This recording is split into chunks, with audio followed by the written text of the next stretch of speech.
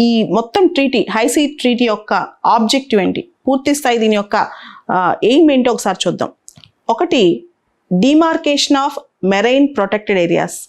ఏదైతే climate change వల్ల కానీ లేదా ఆంథ్రోపోజెనిక్ మనుషుల యొక్క యాక్టివిటీస్ వల్ల కానీ ఏదైతే మెరైన్ బయోడైవర్సిటీ ప్రాబ్లంగా ఉందో అసలు ఆ ఏరియాని డిమార్కేట్ చేయటం అనమాట.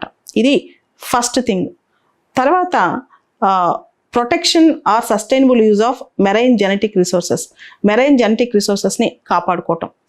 మూడోది, మెరైన్ రిసోర్సెస్ వల్ల మనం దాన్ని యూజ్ చేయడం వల్ల జరిగే ఎన్విరాన్మెంటల్ ఇంపాక్ట్ అసెస్మెంట్.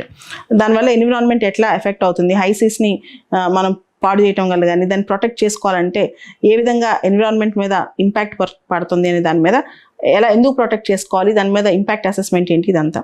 నాలుగోది, equitable and sustainable and fair use of all these resources అనమాట. ముఖ్యంగా capacity building and technology transfer. ఈ మెరైన్ దానికి టెక్నాలజీ ట్రాన్స్ఫర్, దాని కెపాసిటీ బిల్డింగ్, మెరైన్ రిసోర్సెస్ కాపాడుకోవడానికి.